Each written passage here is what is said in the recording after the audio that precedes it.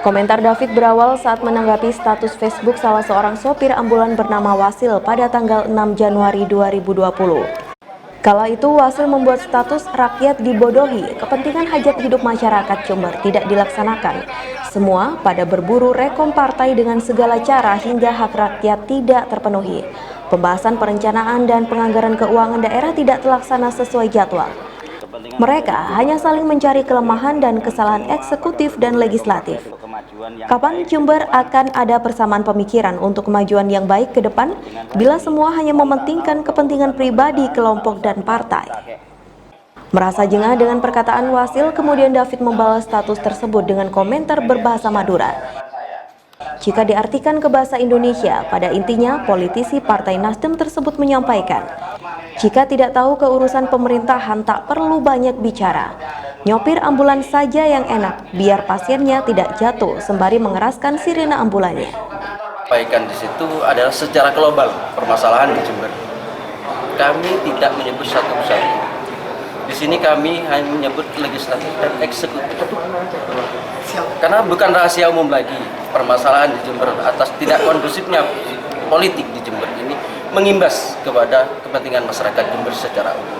Disitulah saya sebagai orang awam, sebagai masyarakat biasa di Jember ini meluahkan di postingan FB itu bentuk rasa kekecewaan kepada para pemimpin kita, pada para wakil kita. Kok begini Jember ini? Mau dibawa kemana Jember ini? Ayolah kita berpikir secara baik untuk Jember ke depan. Ayolah kita hilangkan ego dan kepentingan masing-masing di Jember ini. Ayolah kita pikirkan rakyat secara penuh di Jember ini. Menanggapi hal ini, David Handoko Seto menegaskan apa yang ia sampaikan dalam komentar medsos murni untuk Wasil secara pribadi, sehingga sopir ambulan lainnya tidak perlu meradang. Karena memang jelas komentar itu ditujukan kepada akun milik Wasil. David pun menjelaskan alasannya berkomentar demikian. Menurutnya, tak pantas Wasil membuat status tersebut. Sehingga seharusnya Wasil memberikan pemahaman yang utuh kepada masyarakat, tidak ujuk-ujuk berkata tanpa mengetahui realitas politik di Jember. Bahwa pembahasan APBD di Jember tidak kunjung disahkan karena Bupati tidak kooperatif, tidak mau mematuhi undang-undang, tidak menghiraukan teguran KASN, tidak mematuhi teguran Mendagri dan Gubernur, bahkan Bupati juga mangkir dari undangan Mendagri di Jakarta. Apalagi menurut David, postingan Wasil langsung menuding semua partai tanpa menyebut oknum partai. Pantas saja jika kemudian David merasa tersinggung dengan postingan tersebut. David juga mengaku siap melaporkan kasus ini ke ranah hukum. Bahkan, David juga tidak mau meminta maaf sebelum Wasil meminta maaf kepada seluruh partai yang ada di Jember. Facebook, ya bersangkutan ini sudah beberapa kali sih. Dia posting soal DPRD dan sebagainya, DPRD tidur dan sebagainya. Kami tidak pernah menanggapi. Hanya pada saat tanggal 6 Januari itu, dia memposting bahwa seolah-olah DPRD itu tidak juga saling menyalahkan dengan legislatif.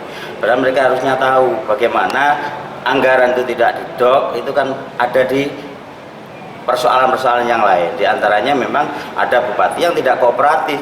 Beliau tidak mau mematuhi undang-undang yang ada, tidak menghiraukan teguran KASN, tidak menghiraukan teguran Mendagri dan Gubernur. Bahkan kemarin diundang di Jakarta di Mendagri beliau tidak hadir.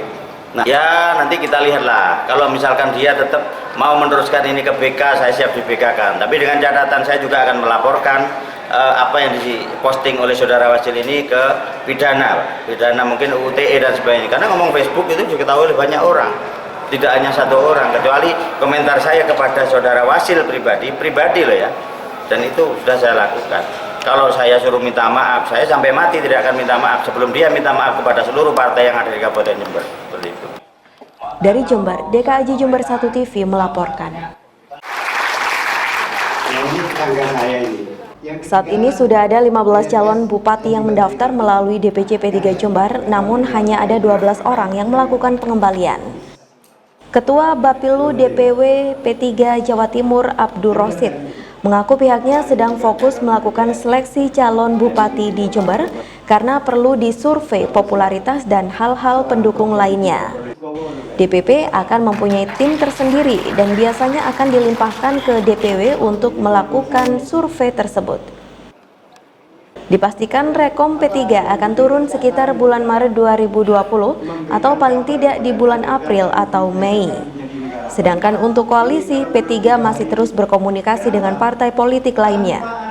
Investigasi yang dikomandani Pak Haji Rofik, yang di Jember ini di bawah percapnya Pak Haji Rofik, untuk memantau dari 12 calon yang sudah mendaftar ini. Pak Haji Rofik dengan tim nanti akan melihat hasil surveinya, melihat kondisi di lapangan. Di lapangan itu di mana, sampai tingkat desa kita harus cek. Kita harus cek dari hasil survei, benar tak ini surveinya sekian, popularitasnya bagaimana, elektabilitasnya gimana, akseptabilitasnya bagaimana.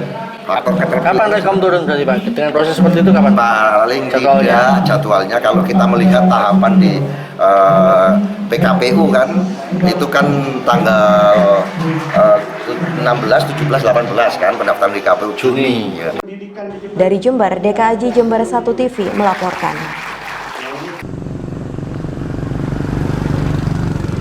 Anggota Unit Reserse dan Kriminal Kepolisian Sektor Sukorambi mendatangi lokasi penyekapan seorang bocah bernama Muhammad Injira, warga Dusun Manggis, Desa Sukorambi, Kecamatan Sukorambi, yang dilakukan oleh Edi Warsito, ayah kandungnya. Aksi penyekapan terhadap bocah berusia 11 tahun ini berhasil terungkap saat korban berhasil melarikan diri dalam kondisi tanpa busana, berlari dan meminta pertolongan tetangganya karena telah disekap oleh ayah kandungnya sendiri. Mengetahui hal tersebut, warga kemudian membawa korban ke Mapolsek Sukorambi. Mendapat laporan tersebut, polisi langsung memeriksa TKP dan memintai keterangan para saksi yang pertama kali mengetahui penyekapan tersebut. Nah, entah gitu, anak itu lari dari sini. Udah sudah ada anunya. Ininya diborgol, kakinya juga. Tadi minta tolong, Pak. Saya antarkan, saya tidak punya baju ini, ambilkan baju dulu. Ya saya ambilkan, ini istri saya. Tuh dibajuin semua dengan celananya sudah. Kita itu nyegat kendaraan sepeda motor. Saya antarkan ke kantor polisi, buka ini katanya. Setiap harinya tinggal sama siapa? Tidak mesti, kadang ada di sini, kadang ada di Sumbersari, itu di pengasuhnya itu. Terus anak itu tinggal di sini sama siapa? Ya, dengan ayahnya sini. Terus kan ayahnya aja nih. Ibunya juga? Ibunya ibu tiri. Itu yang borgol siapa Pak katanya anak? Nggak ngerti, mestinya ya orang tuanya sendiri. Memang anak nakal katanya. Polisi juga langsung mengamankan Edi Warsito, ayah korban, ke Mapolres Jember. Dari hasil pemeriksaan ayah korban, saksi-saksi dan juga pengakuan korban, polisi akhirnya menetapkan Edi Warsito, ayah korban, sebagai tersangka dari kasus penyekapan. Baik, Satreskrim Polres Jember menangani kepada saudara EW sebagai tersangka, yaitu dalam penyekapan terhadap anak kandungnya sendiri, yaitu adalah MI usia 12 tahun, di mana MI ini mengalami broken home dengan perlakuan kekerasan fisik yang dilakukan oleh tersangka, yaitu ayah kandungnya langsung. Kita kenakan untuk ke pasal 44 ayat 1 junto pasal 5 huruf A Undang-Undang 23 tahun 2004 tentang KDRT dengan ancaman 5 tahun. Dan tentunya kami dari Polres Jember bekerja sama dengan KPAI dan Dinas Sosial untuk melakukan trauma hearing kepada korban tersebut. Dari data kepolisian, tersangka sebelumnya juga pernah tersangkut kasus kekerasan dalam rumah tangga terhadap istri terdahulu yang dilatar belakangi rasa kesal pada korban tersebut. Dari Mapolres Jember, Yudisa di Jember 1 TV melaporkan. Panitia Angket DPRD Jember sudah memanggil organisasi perangkat daerah atau OPD untuk hadir dalam rapat panitia angket. Tetapi dalam 2 kali pemanggilan tidak ada OPD yang hadir dalam rapat tersebut.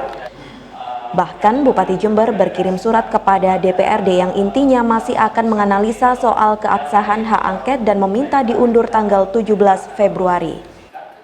Namun Wakil Ketua DPRD Jember Ahmad Halim menegaskan bahwa pihaknya akan tetap melayangkan surat panggilan yang ketiga kepada Pemkab, dalam hal ini adalah Bupati dan seluruh OPD di bawah pemerintahan Kabupaten Jember. Selanjutnya, jika pihak eksekutif tetap tidak hadir, maka DPRD akan menyerahkan sepenuhnya kepada pihak kepolisian untuk diambil tindakan tegas. Ada mekanismenya tersendiri, sudah akan mekanisme sendiri, karena ini sudah 2 kali, tetap kita akan luncurkan surat ketiga sesuai dengan mekanisme yang ada, termasuk nanti kita juga berkirim surat kepada pihak kepolisian, di mana ditembuskan ke Mendagri, ke Kapolda, bahwa aturan untuk penyebutan bangsa kita serahkan sebenarnya kepada pihak polisi. Artinya yang penting Dewan sudah meminta kepada tahapannya ya seperti itu. Dan seandainya mereka tidak hadir, itu akan lebih memudahkan kita menyimpulkan melalui rekomendasi bahwa terjadi pembangkangan dan tidak mematuhi aturan konstitusi. Sementara Ketua Panitia Angket DPRD Jember Tabroni mengatakan bahwa surat edaran Bupati tersebut tidak penting karena hanya mengulur-ulur waktu. Oleh sebab itu, Panitia Angket tetap akan mengirimkan surat panggilan pada hari Rabu untuk jadwal pemanggilan Senin. Panitia Angket juga sudah berkoordinasi dengan pihak kepolisian, Polda, dan juga Kemendagri terkait permasalahan yang ada di Jember. Jadi terkait dengan surat yang diluncurkan oleh Bupati kepada DPRD, kami tidak menganggap penting surat tersebut. Karena sekali lagi, Bupati tidak bisa menyikapi produk hukumnya DPRD, karena kita posisinya selevel. Dan juga, dari 3 poin yang disampaikan oleh Bupati, kami melihat antara poin pertama dan poin ketiga itu kontradiksi.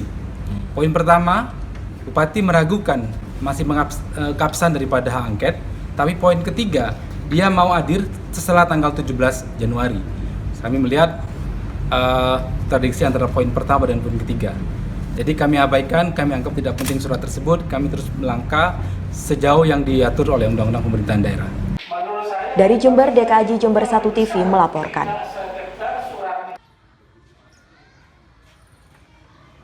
Anggota Panitia Angket Agusta Jaka Purwana mengatakan bahwa dalam sidak ini ditemukan beberapa kekurangan dalam pengerjaan, yaitu genteng yang rusak dan pemasangan galvalum yang tidak sesuai dengan standar pemasangan. Kantor Kecamatan Sumbersari ini menurutnya sudah diserah terimakan dari kontraktor kepada pihak kecamatan. Konsultan pengawas sudah memeriksa kondisi bangunan dan dirasa sudah selesai, namun ternyata masih ditemukan kekurangan dalam pengerjaan kantor kecamatan. Agusta menyayangkan konsultan pengawas yang tidak melakukan pengecekan secara detail konstruksi atap dan hanya mengukur luasan bangunan saja. Jika dibiarkan, bangunan tak standar ini tentu akan membahayakan pengguna fasilitas layanan publik. Maka langkah ke depan, Pokja 2 akan melakukan pemanggilan kepada konsultan perencana, kontraktor, dan orang yang terkait dalam pembangunan tersebut. Jadi hari ini kami sidak di kantor Kecamatan Sumbersari dan kami memang melihat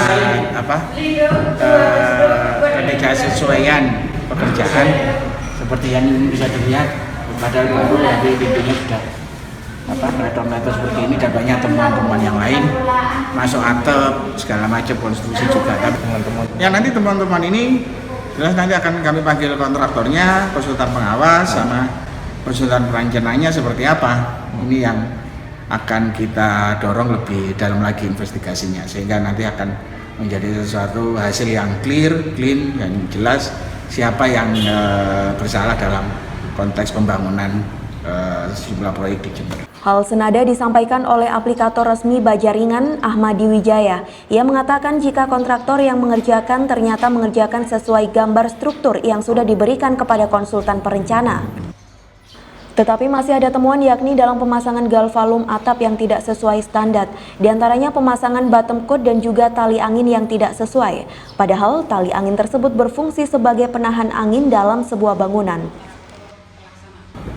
Bisa berdampak juga pada akhirnya nanti, walaupun tidak serta-merta secepat harus akan ada terjadi ambruk atau sebagainya. Untuk dampaknya apa aja, Mas? Resikonya agak akan berdampak pada akhirnya nanti, karena ikatannya tidak pas pada tidak sama dengan berita selanjutnya. Kemudian ada temuan lagi di tali angin, artinya pengikat ketika ada angin. Itu mestinya harus pakai material full, bukan dipotong-potong. Ini setelah kita cross check ternyata potongan-potongan yang disambung. Padahal potongan-potongan itu tidak boleh untuk dipakai jadi tali angin untuk menahan. Kalau itu terjadi, kalau itu dibiarkan, maka potensi juga pada akhirnya nanti. Karena teknik penyambungannya pun juga ada aturannya dan itu disesuaikan dengan peraturan struktur sendiri. Sementara kontraktor yang membangun kantor Kecamatan Sumbersari, Paulina Moriska menjelaskan, serah terima sudah dilakukan sejak tanggal 27 Desember 2019 dan sudah dicek. Ternyata hasil sidak masih ada beberapa kekurangan, sehingga pihaknya akan melakukan perbaikan pada bulan Januari tanpa harus membongkar bangunan. Kalau hubung ada yang pecah, nanti kita lihat, kita bisa kan dari luar ini atau dari Pak Kontrol itu naik ke atas kita benar-benar. Kalau hubung tinggal ganti aja kan 1-2 ya. Iya. Kemarin itu kan memang karena ada CCO penambahan AC, jadi kita naik ke atas lagi, mungkin karena kena injek tukang elektrikalnya mungkin pecah, terus ganti ya, nanti itu yang kita ganti yang pecah itu. Dari Jember, DKJ Jember 1 TV melaporkan. Hubungmas 28 RR Widyawati. Salah satu yang menjadi pertanyaan publik yakni kelanjutan Abdul Mukid Arif yang kini menjabat sebagai Wakil Bupati Jember mendampingi Bupati Faida di pemerintahan periode sekarang, kini juga sedang dibidik oleh masyarakat apakah Pak Kiai akan kembali mencalonkan diri atau tidak. Saat ditanya usai memimpin upacara Harla Jember ke-91, dengan nada tersenyum Mukid Arif lebih memilih kembali ke pesantren untuk mengajar para santri, ketimbang mencalonkan kembali menjadi bupati atau wakil bupati Jember ke depan. Mukid Arif mengaku ke depan tetap memprioritaskan kembali ke pesantren, namun meski demikian di sisa jabatan tahun ini dirinya akan tetap bekerja bersama Bupati Faida sesuai komitmen sejak awal. Mengenai masa depan, Mukid Arif mengaku menyerahkan sepenuhnya kepada Sang Maha Kuasa. Dengan adanya beredarnya isu dirinya kembali maju bersama Faida, dirinya tidak membenarkan kabar tersebut. Saya setelah akhir masa jabatan ini akan kembali ke habitat saya akan kembali ke pesantren, karena banyak yang tidak tahu bahwa sebetulnya di balik tugas saya sebagai wakil bupati ini ada amanah yang tidak boleh saya tinggalkan di kampung halaman saya. Insya Allah akan saya laksanakan tugas ini sampai akhir masa jabatan beliau, akan saya lakukan semaksimal mungkin sesuai dengan kapasitas dan kemampuan saya. Tidak akan maju lagi di Pilkada 2020 baik jalur independen maupun partai, Pak Kiai? Kayaknya saya lebih besar kemungkinan ya untuk pulang kampung. Masih ada kemungkinan berarti? Kemungkinan besarnya saya pulang kampung ya, soalnya kan kita nggak tahu takdir kan ya.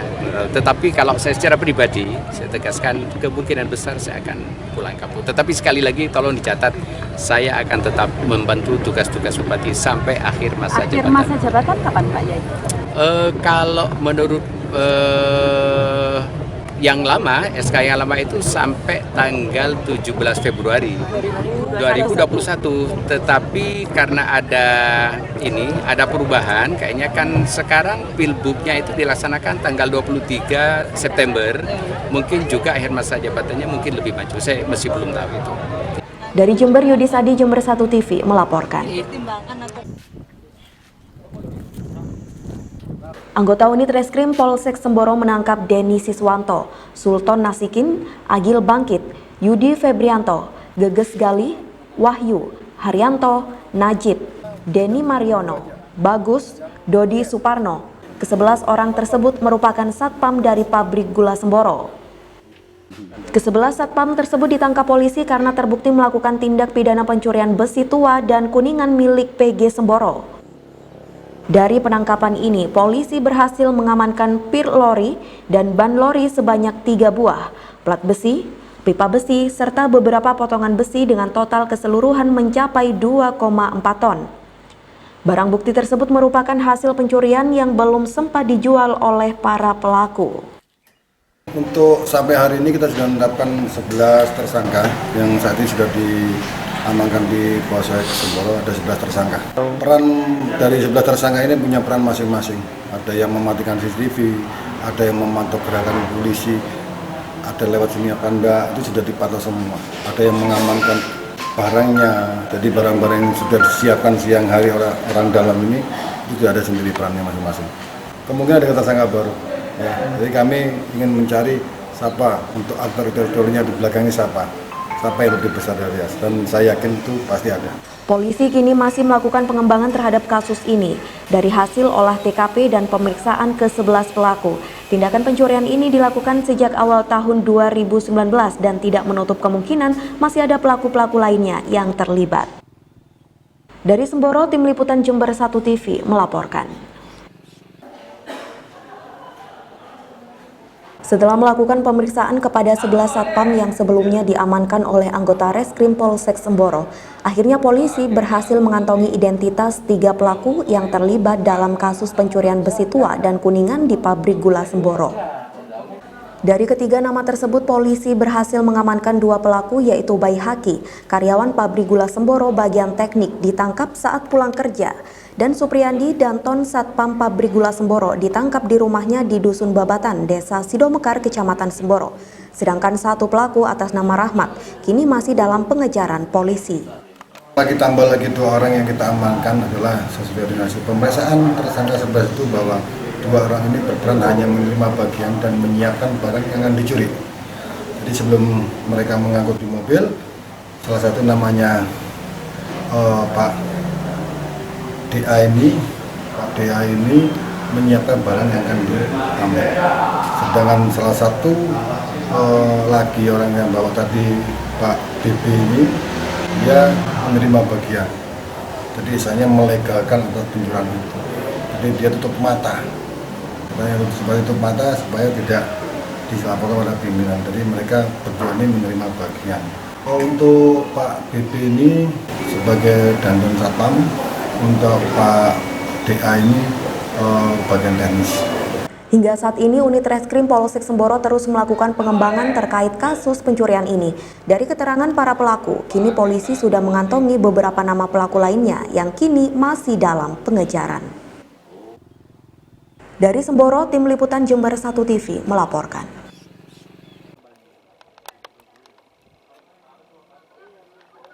Tim dari Dirjen Perhubungan melakukan pengecekan dokumen dan fisik atas pengajuan SBU sementara yang sudah dilakukan di tahun 2019 lalu. Dalam proses pengecekan ini, menurut Kepala Bandara Noto Hadinegoro Edi Purnomo, tim Dirjen Perhubungan melihat kondisi bandara. Kemudian untuk mendapatkan SBU permanen harus memenuhi 8 item. Dari 8 item tersebut yang sudah dipenuhi yakni pertolongan kecelakaan penerbangan dan pemadam kebakaran. Edi menjelaskan 5 persyaratan lainnya kecuali master plan sudah dipenuhi dan saat ini dicek dokumen serta cek fisik. Untuk master plan merupakan domain dari Angkasa Pura dan bukan dari pemerintah Kabupaten Jember, sehingga hal ini disampaikan kepada tim audit tersebut. Tentunya sudah ada ketentuan peraturan tentang operasional bandara udara yang tidak boleh dilakukan, yang boleh dilakukan tentunya sudah ada. Yang jelas kaitannya dengan sertifikat bandar udara adalah pemenuhan standarisasi pelayanan penerbangan di Bandara Jember. Nah, nanti mereka akan memverifikasi apa lebihnya, apa kurangnya. Yang kurangnya itu nanti agar segera dipenuhi oleh bandar udara. Sementara itu, tim audit masih bahkan melakukan pengecekan hingga malam nanti di Bandara Noto Hadinegoro Jember sehingga belum bisa dimintai keterangan lebih lanjut. Dari Jember, DKAJ Jember 1 TV melaporkan.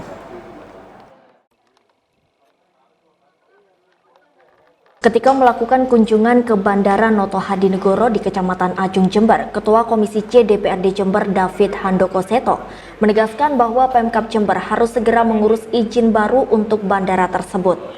Karena Bandara Jember adalah salah satu kebanggaan masyarakat. Selain itu, keberadaan bandara ini sangatlah strategis karena merupakan salah satu akses transportasi cepat menuju Surabaya. Oleh sebab itu, menurutnya Pemkab harus segera melakukan perbaikan fasilitas agar lolos verifikasi. Mengingat tim audit dari Kementerian Perhubungan sedang melakukan pengecekan terhadap kelayakan. Hari ini kesini memang karena mendengar ada tim audit dari Kementerian dari Dirjen Perhubungan. Kami ingin memastikan apa yang mereka lakukan di sini sehingga nanti ke depan peluang Bandara Jember yang hanya tinggal 1 penerbangan ini betul-betul bisa dipertahankan dan ditingkatkan. Kalau nanti ada hal yang ditemukan berkaitan dengan audit memang harus dipenuhi oleh Pemkab Jember, dan itu terkait dengan anggaran. Nah, kami DPRD harus tahu. Karena apa? Ketika nanti DPRD tidak tahu, mereka melakukan langkah sendiri dan hubungan, dan ini yakin juga tidak akan bisa ditindaklanjuti. Maka itu kami harus cek. Dewan berharap Bandara Kebanggaan Jember ini terus beroperasi karena dikhawatirkan maskapai Wings menyusul maskapai Garuda yang menghentikan operasional sementara. Dari Jember, DKJ Jember 1 TV melaporkan.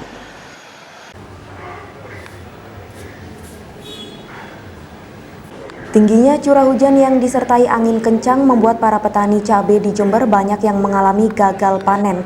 Hal tersebut mempengaruhi stok cabai di pasar. Terpantau di Pasar Tanjung, harga cabai seret kini dibanderol dengan harga Rp49.000 hingga Rp50.000 per kilogramnya. Sedangkan untuk cabai besar mencapai Rp60.000 per kilogram. Kenaikan harga cabai ini terjadi sejak sepekan terakhir. Saat pekan kemarin harga cabai seret di angka Rp42.000, sedangkan cabai merah besar harganya Rp48.000. Kenaikan ini bisa disebabkan banyaknya petani cabai yang gagal panen dan stok pemanen cabai di Jember telah habis sehingga mau tidak mau pedagang pasar harus mengimpor cabai dari wilayah sebelah seperti Banyuwangi, Lombok dan juga Bali. Sehingga menambah biaya atau ongkos kirim yang menyebabkan harga terus mengalami kenaikan. Harga jual kalau seret 50, 49. Cabai besar? Ya? Cabai besar? Lombok besar eceran 60 sekarang. Kalau kemarin 57, 55 kemarin. Naik sekarang 60 eceran. Kenaikan cabai ini kenapa, Pak? Ya otomatis Jember sendiri enggak ada, udah habis. Yang ada itu Bali, Lombok, Banyuwangi. Dengan kondisi cuaca saat ini tidak menutup kemungkinan harga cabai akan terus melambung tinggi. Dari Pasar Tanjung, Yudis Adi, Jember 1 TV melaporkan. Puluhan warga yang tergabung dalam Forum Silaturahmi Pemuda Gayasan Kecamatan Jenggawa, Jember melakukan orasi dukungan terhadap panitia angket DPRD Jember. Selain itu, mereka juga melakukan aksi dalam bentuk tarian dan lagu, karena hal ini sesuai dengan profesi dan keahlian mereka setiap harinya. Sekaligus juga sebagai bagian penyampaian pesan bahwa sebagai pelaku kesenian, mereka juga menginginkan sebuah perubahan dan bukan sekedar janji palsu. Dari Forum Silaturahmi Pemuda Gayasan, komunitas audio sound system ini, kami mendukung dengan adanya hak angket DPRD Kabupaten Jember karena kami memang dari masyarakat kecil menginginkan perubahan yang nyata, bukan hanya iming-iming saja. Karena menurut saya 22 program janji kerja itu terlalu banyak sehingga yang realisasi hanya sedikit. Maka kami dari masyarakat kecil dari forum ini menginginkan kerja nyata, tidak usah terlalu banyak janji, akan tetapi realisasi adanya di bawah masyarakat bisa sejahtera. Aksi dukungan melalui kesenian ini mendapat apresiasi langsung dari anggota DPRD Jember, di antaranya jajaran pimpinan Dewan dan juga Ketua Komisi C, serta sejumlah ketua fraksi, ketua Badan Kehormatan dan anggota lainnya. Para wakil rakyat ini ikut berjoget bersama warga. Saya selaku Ketua DPRD mengucapkan terima kasih yang tak terhingga atas dukungan masyarakat Jember, mobil khusus ini dari kalangan seniman yang telah menyuarakan aspirasinya lewat lagu yang khusus dibuat sebagai bentuk dukungan terhadap hak angket yang sedang bergulir di DPRD Kabupaten Jember. Kami berharap semoga dukungan ini senantiasa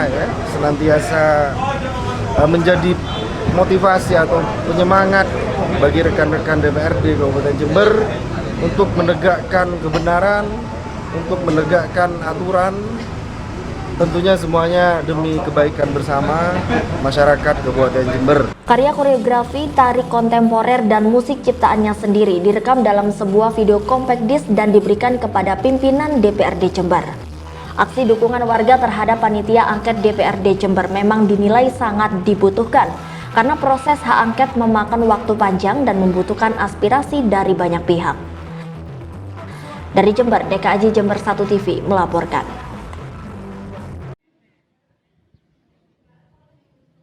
Dugaan penyalahgunaan jabatan yang dilakukan oleh Sekdes Ambulu membuat masyarakat setempat resah.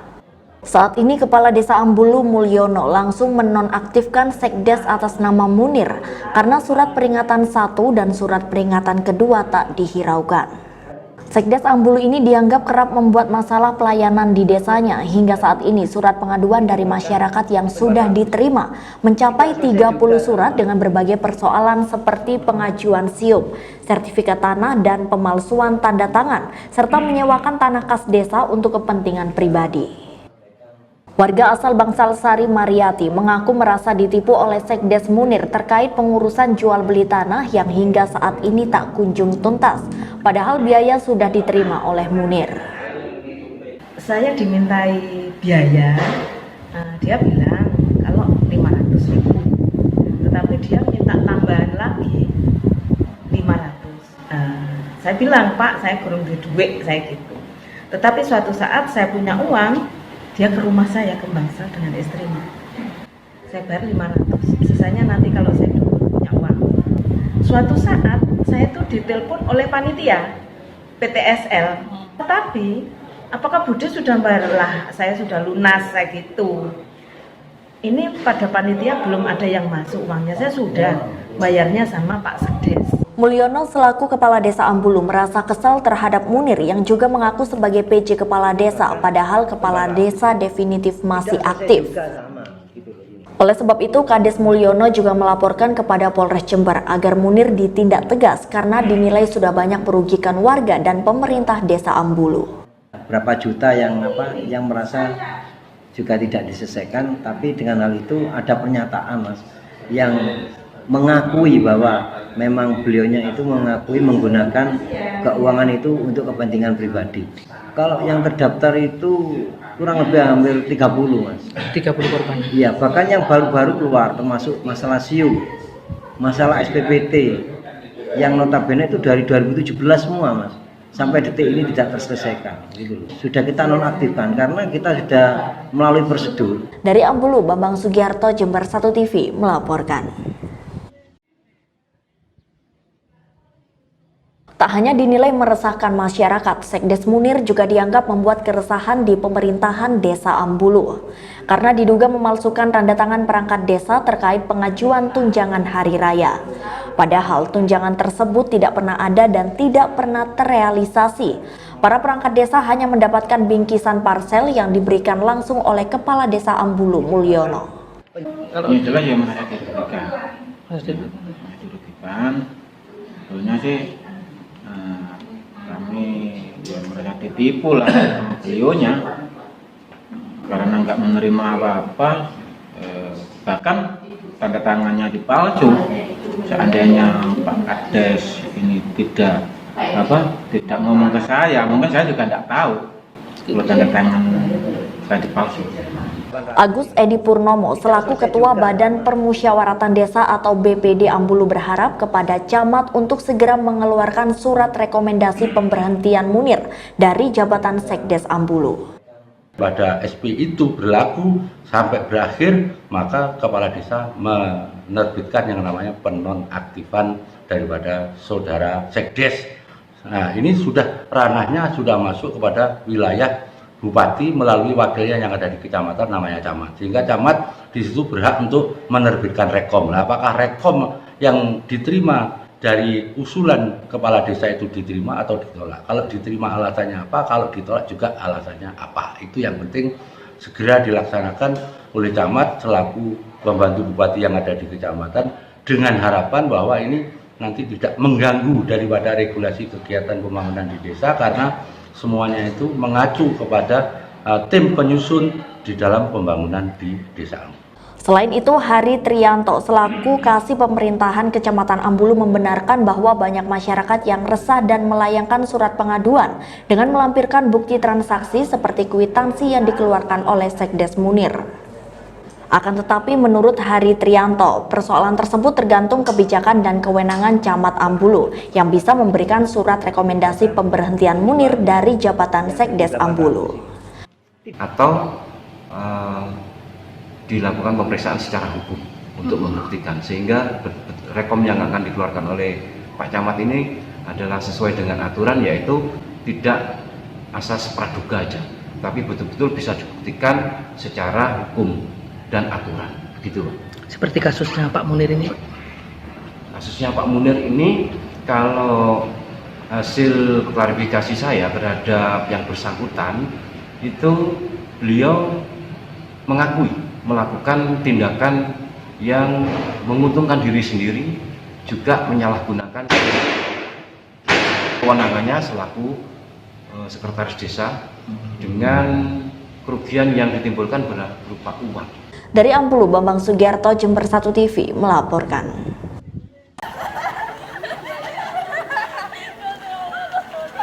Mengantisipasi menyebarnya penyakit hepatitis A di wilayah Umbulsari, Camat Umbulsari bersama polisi, TNI, dan petugas kesehatan dari puskesmas setempat melakukan sosialisasi pencegahan penyakit hepatitis A di SMA 1 Umbulsari. Dalam sosialisasi ini, petugas memberikan pemahaman kepada siswa tentang penyakit hepatitis A, mulai dari tanda-tanda pasien jika terjangkit penyakit hepatitis A, langkah-langkah awal yang harus dilakukan, dan juga tindak pencegahan. Selain melakukan sosialisasi, petugas juga melakukan pemeriksaan kebersihan di toilet sekolah dan juga kantin sekolah. Di kantin sekolah, petugas melakukan pemeriksaan kebersihan masakan hingga tempat mencuci piring. Selain melakukan pemeriksaan, petugas juga memberikan pemahaman kepada pengelola kantin akan pentingnya menjaga kebersihan untuk mengantisipasi menyebarnya penyakit hepatitis A. Dari data petugas kesehatan di Kecamatan Umbulsari, sudah sebanyak 16 pasien yang terjangkit hepatitis A dan sudah menjalani perawatan di puskesmas. Kita dari Kecamatan Umbulsari, kami dari pihak Puskesmas Umbulsari, Puskesmas Paleran, bekerjasama dengan pihak Muspika, baik ada Pak Camat, Pak Dan Ramil, Pak Kapolsek, mengadakan satu sosialisasi terkait masalah wabah hepatitis A ini. Jadi yang di Kabupaten Jember oleh Ibu Bupati sudah dicanangkan Kabupaten Jember KLB masalah hepatitis A. Kami yang di Kecamatan Umbulsari menindaklanjuti bekerjasama dengan semua sektor. Kami kumpulkan di Kecamatan Umbulsari dengan cara satu, pelaksanaan sosialisasi tentang waspada, penanganan, dan pencegahan dari virus hepatitis A ini. Jadi tadi kita sudah kumpulkan semua dari perwakilan semua sekolah, perwakilan dari semua pondok pesantren, tokoh agama, tokoh masyarakat, dan semua instansi yang terkait untuk mengetahui bagaimana dampak dan penanganan pencegahan dari hepatitis A ini. Misalnya ada berapa korban yang Untuk kasus sendiri kita ada sampai saat ini ada sekitar 16 kasus ya, 16 kasus yang notabene kebanyakan itu dari luar wilayah. Kebanyakan ada mahasiswa yang pulang sakit, ya pulang sakit, akhirnya sakitnya ketemu di sini. Cuman takutnya sakit ini nanti kalau tidak kita segera tangani, ini nanti akan menjadi satu wabah penularan di wilayah kita. Jadi kita harus siap siaga, semuanya kasus ini harus selesai sampai di sini. Selain di sekolah, petugas juga melakukan sosialisasi di beberapa rumah makan yang ada di wilayah Kecamatan Umbulsari. Dari Umbulsari, Tim Liputan Jember 1 TV melaporkan.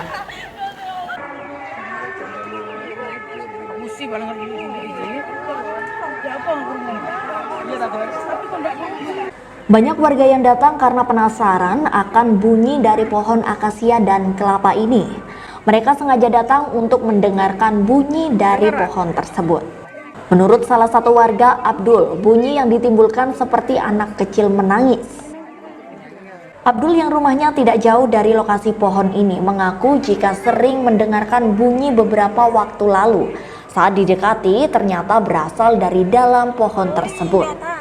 Lantas, anaknya juga menyebarkan isu tersebut kepada teman sekolahnya. Dari situlah pohon ini didatangi hampir puluhan orang selama 3 hari terakhir. Ya, pohon suara itu sudah lama sebenarnya itu, yang bunyi itu. Terus? Bunyinya itu kayak anak kecil gitu, mau minta nyusu gitu. Ya, itu. Ada sudah kedengarannya itu sudah kurang lebih 5 tahun sudah. Kedengarannya sampai di rumah Bapak gitu? Iya, di belakang rumah situ. Berapa meter Pak dari pohonnya? Kalau dari sini ada 40 meter sudah dari pohon ke ke rumah saya itu. Terus? Kedengarannya. Kalau menangisnya itu ndak kira jam gitu. Kalau dianya yang mau nangis ya nangis gitu. Suaranya itu kayak apa itu, anak kecil. Bisa ditirukan? Begitu suaranya itu. Ada satu pohon gitu, tapi yang pohon kelapa itu di situ ada juga kedengaran katanya orang-orang yang mendengarkan itu. Dari Jember, DKAJ Jember 1 TV melaporkan.